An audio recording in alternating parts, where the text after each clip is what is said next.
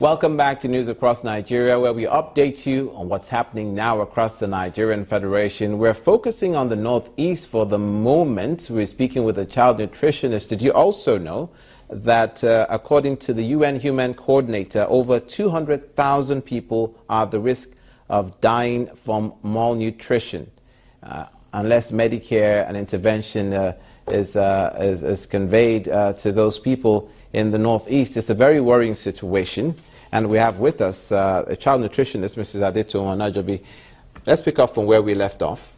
So you were talking about the need to give them what they require. Yeah, every child has what they require.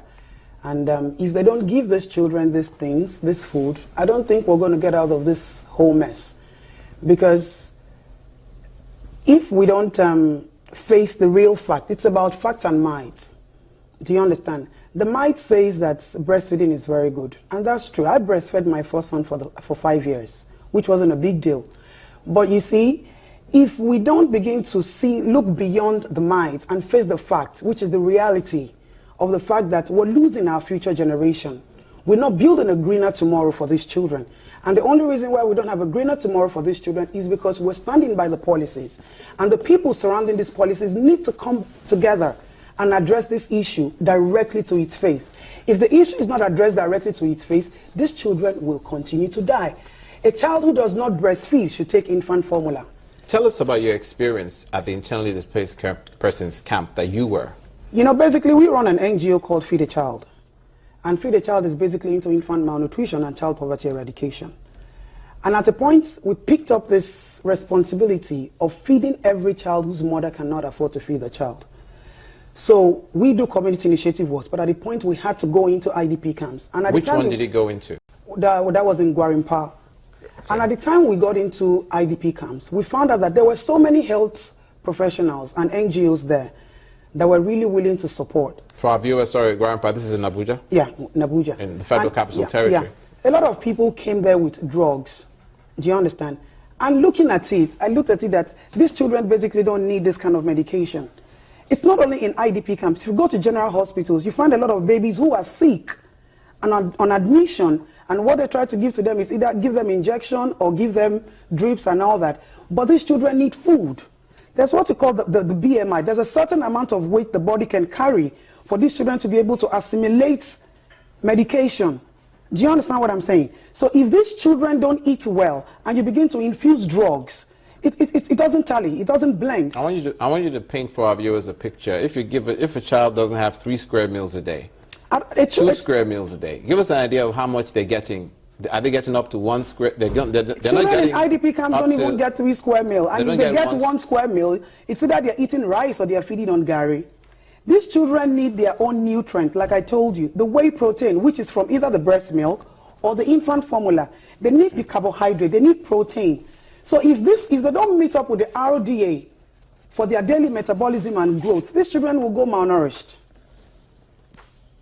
Okay. Yeah. So finally, what does the government need to? Whose responsibility is it? It's the government. It's the state government. It's the state government. On whose door do you knock and go, this has to be taken care of right now? We know that there are challenges with security. We appreciate the challenges that the governor, the state governments, the local governments, some of which are comatose in the Northeast, are experiencing. But at the end of the day, now to get these children fed, to get these children fed is a two-way. Who are you talking to? Is a two-way thing. Now, the first thing they need to look at are the policies regulating nutrition in Nigeria.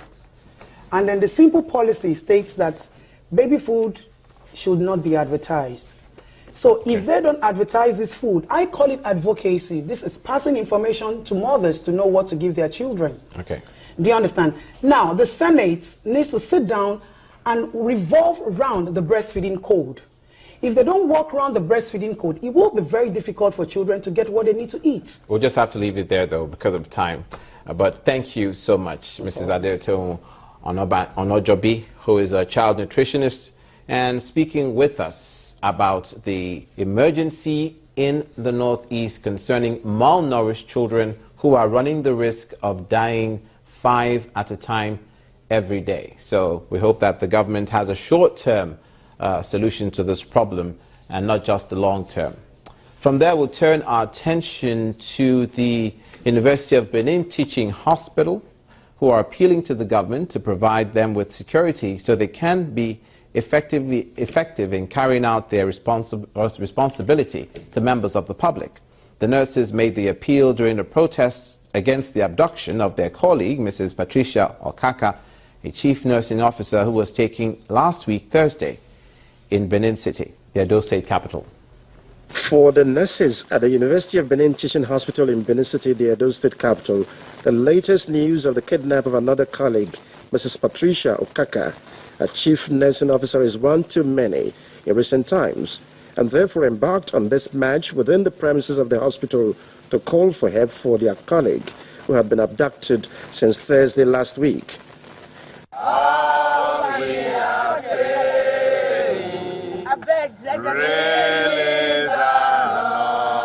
her services are very, very important in this hospital because she works in a place where we take care of delivered women and newborn babies. They're already missing her services right now. For the past 5 days, she has been captured. We don't know the place, we don't know her whereabouts, and she's really missed by the hospital nurses and entire workers in the hospital. Please, we are begging, we are pleading. Anywhere she is, we cannot do it ourselves. We want them to release her. Anyhow they are going to release her, we don't want to know. But her release is very important to the hospital. The chairman of the National Association of Nigerian Nurses and Midwives, UBTH branch, Mr. Augustine Osigbeme, calls on the government and security agencies to do something about the trend of kidnapping of nurses. There is insecurity everywhere. Our nurse was kidnapped last month. Another nurse has been kidnapped again this month. And this is unfair. We are the one who pay the taxes. We are the one who do the work. We are the one who make the money for the nation to run. And yet we cannot be protected in our own country. We cannot be protected in the morning, in the afternoon, in the night. You are sleeping in the night, you are afraid. You are walking on the street in the afternoon, you are afraid. The nurses are urging the government to provide them with more security in order for them to carry out their service delivery to members of the public.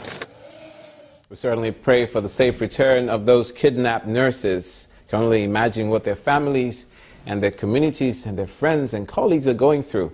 And that's where we leave it for this edition of News Across Nigeria. Thank you for watching. I'm Olumide Macaulay.